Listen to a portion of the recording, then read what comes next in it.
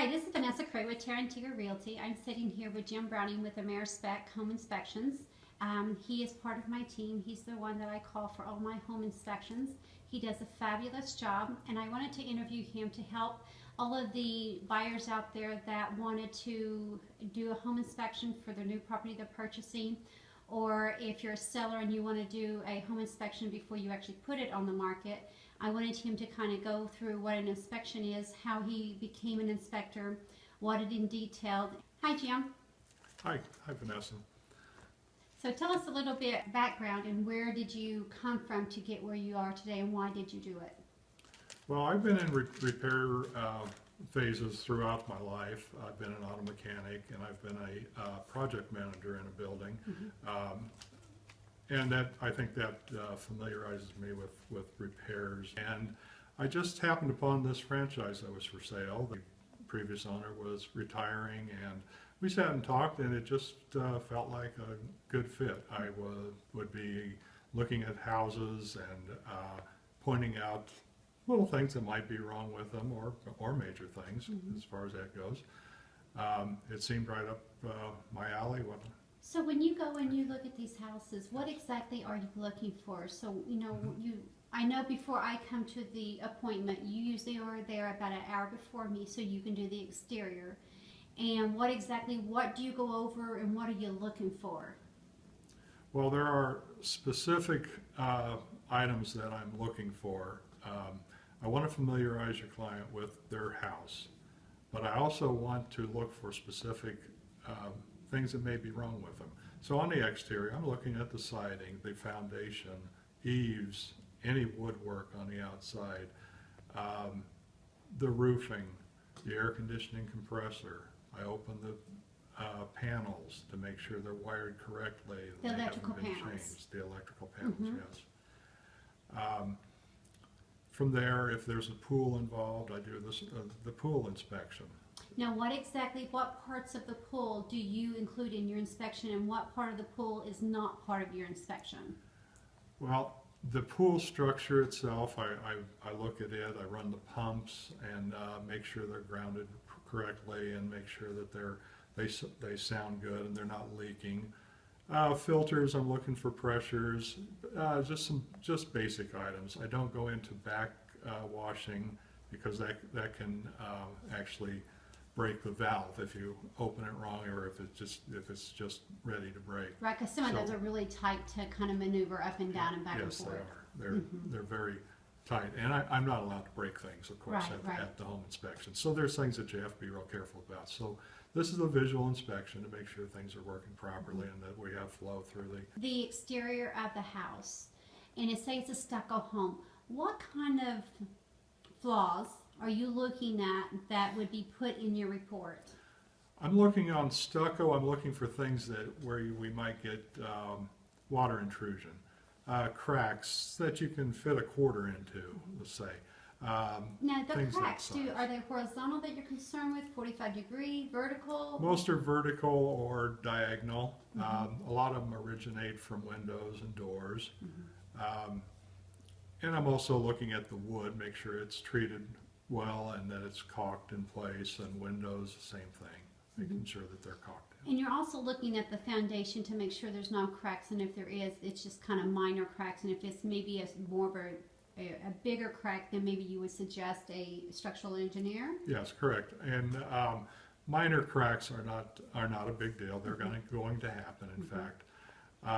But I'm looking for major cracks, cracks that might be offset, where they're not a flat crack. One side is raised higher than the other. When I find things like that, of course, I check on the interior also. To make sure it doesn't go through the house? Yes, absolutely. We want to make sure that the tile floors aren't cracked and so on. So typically a hairline crack, as long as it's not throughout the house, typically it's not something to be worried about. If they're all cracked that goes through almost the entire house, that would be something to kind of put a red flag out. Absolutely. Now, when we go to the roof, what exactly on the roof are you looking for? I mean, you're not a roofer inspector.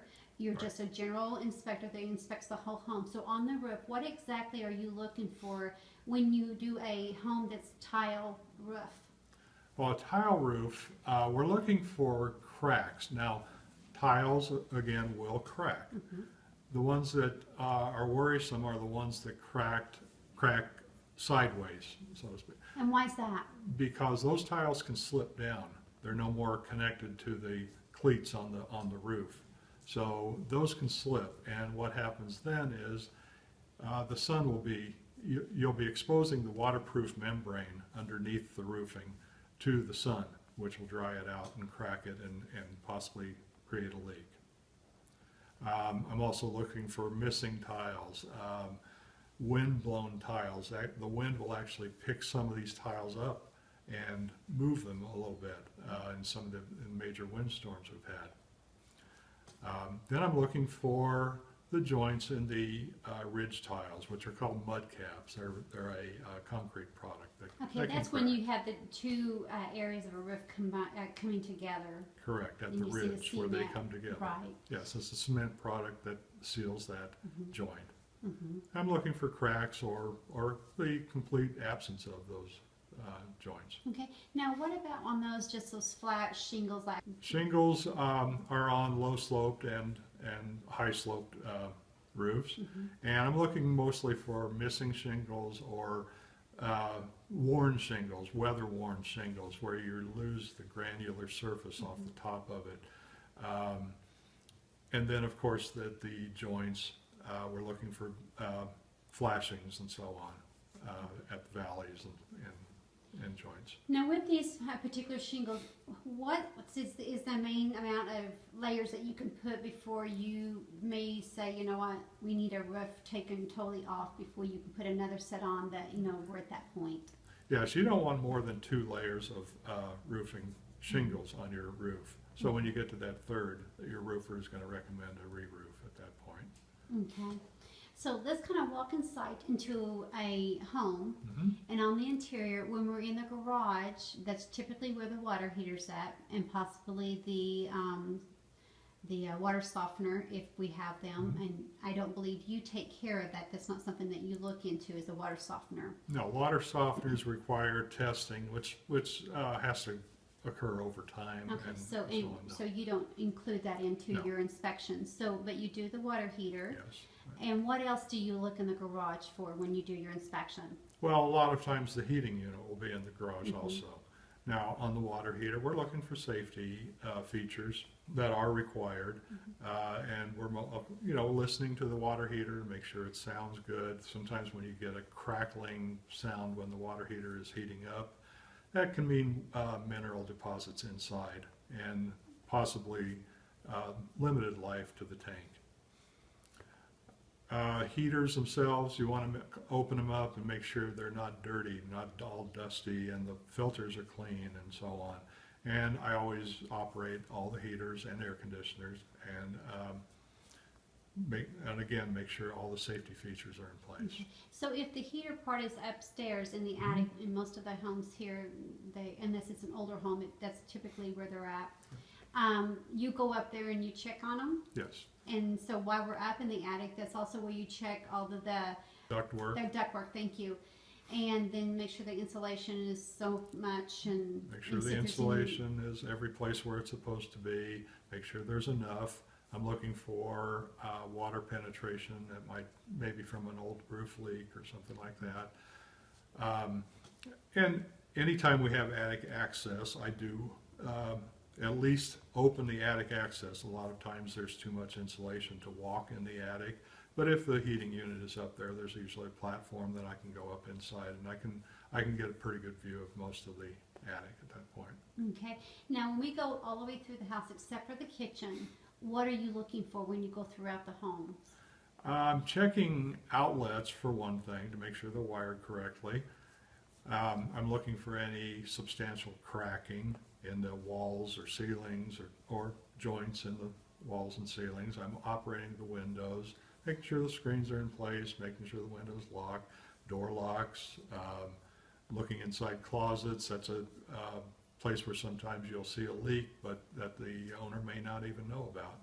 So it's one of those things that you just in the habit of checking. And then in the bathrooms, what do you do? Bathrooms, I'm checking the plumbing, the sink faucets, and making sure that there's no leaks under the cabinet. I'm operating the toilet, making sure it's fastened down to the slab well. Tubs, I'm checking the faucets and drains and the shower, running the shower, making sure the caulking is in place around the tub and the countertop on the sink. And then you're also making sure that if it's a tile shower or tub, that there's no maybe water buildup behind the tiles causing them to buckle and all of that too, Yes, right? we're looking for buckling tiles, loose tiles in showers all the time. We're paying attention to things like that. Mm-hmm. Also checking, most homes will have a outlet that is protected with a GFI. I'm making sure that the ground fault circuit interrupter, making sure that it works correctly. Okay. Now let's go into the kitchen. What exactly is part of your inspection in the kitchen? What do you do? In the kitchen, normally at the first part of the inspection, I'll start up the dishwasher, let it run through a full cycle. I usually leave the kitchen till the end because that dishwasher can develop a leak, or there may be a slow leak, and so I want to let it run for a while.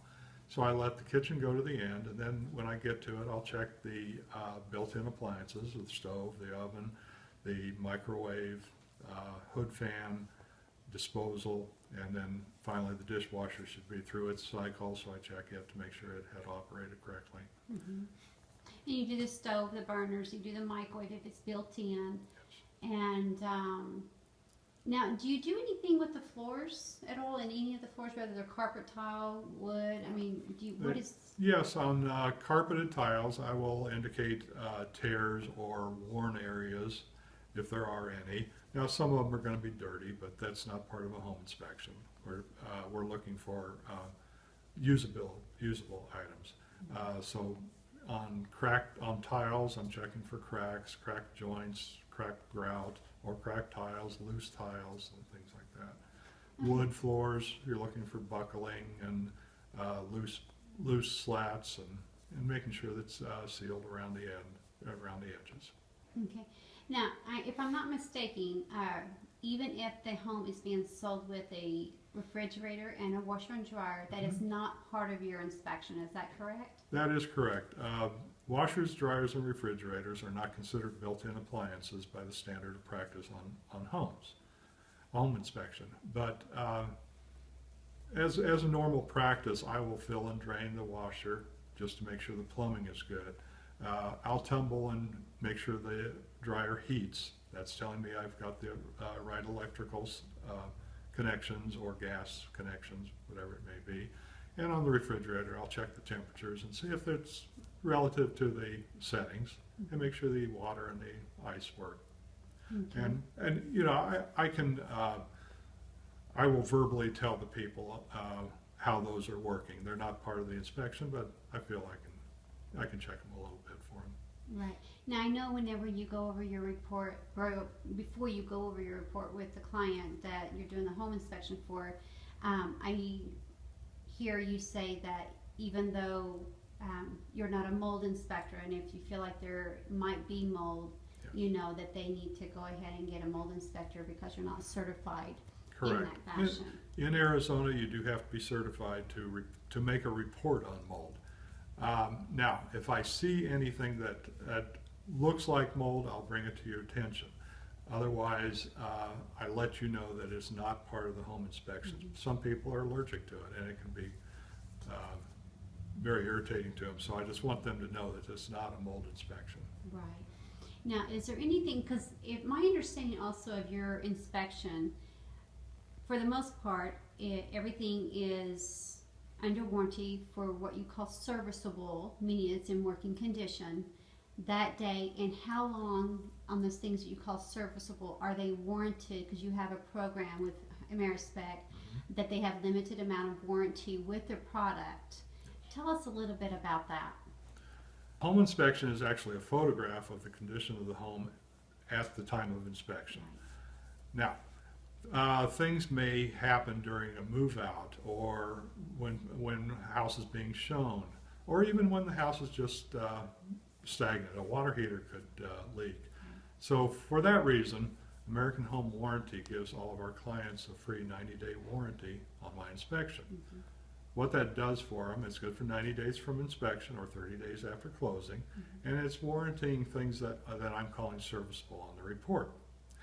Now, for the 30 days after closing, if the client is moving in and they find something that's not working that was serviceable on my report, they can have it repaired or replaced and send the receipts to American Home Warranty for a refund. Now, there is some limits on prices for each of these things, Absolutely. correct? This is not like a a very home limited warranty. warranty. It's only meant to take care of things that might break between inspection and move-in. So yes, it is limited to $500 mechanical and $2,000 structural. But that'll replace a water heater if it goes bad in that time. And it's just a little peace of mind for your clients. Now, do you any home inspection company offers that kind of warranty with their product? No, I don't know of any other ones. American Home Warranty does this for Amerispec. Amerispec is well-trained inspectors, and I think they feel that they can do that for Amerispec, and we're also nationwide. Right. So how long have you been doing inspections? I've been doing home inspections for 5 years now. Mm-hmm. My background before that was with a large company here in town. I was their project manager for 25 years. And so my experience throughout my life has been in repair. I've done auto repairs, I've done building repairs. So you project just found another niche of repairs to Absolutely. do your next stage of your life, that's all. Yes, Awesome. and I really enjoy it. It's helping, especially the first-time home buyers who are a little nervous about buying a house. I like to put things in order for them and just let them know that this isn't a catastrophe. Little things are broken, but it's not a big deal. Awesome.